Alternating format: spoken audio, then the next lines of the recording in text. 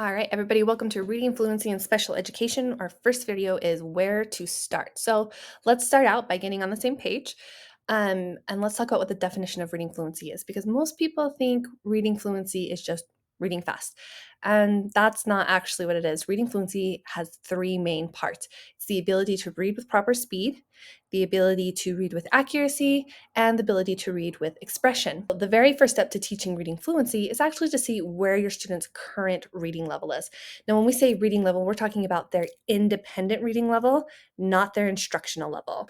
We don't want to just pay attention to how fast they're reading. We also want to pay attention to their flow, meaning we want to see them reading in the same way that they might talk. And possibly even more important is we want to be paying attention to their accuracy. And also bonus points if you can figure out what their reading issues are while you're listening and paying attention to their accuracy. So first step, get your testing material ready. A lot of schools already have testing materials for you to use. So you just want to go through and make sure you have every grade level of testing. So collect that from each grade. Next, you need to make sure that you know the score that the students need to get to pass. So for example, in our district, we use Acadience. I'll put that link down below. And with Acadience, for example, on the first grade level in our district, you need to be reading 47 words a minute with 95% accuracy.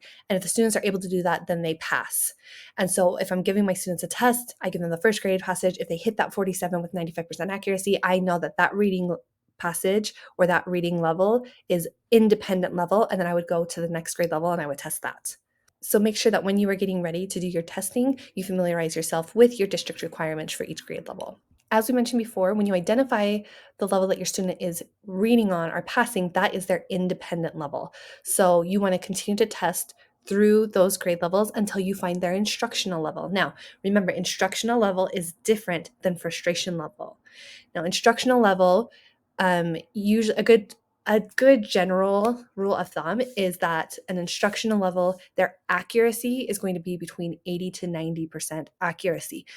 There have been studies that show that if you go lower than that, again, that's their frustration level, and then they're just going to be frustrated the whole time. They're not going to learn. So you want to be on that independent level. The next step is to determine where you want your students to be and or how much growth they're going to make in a year or be able to make in a year.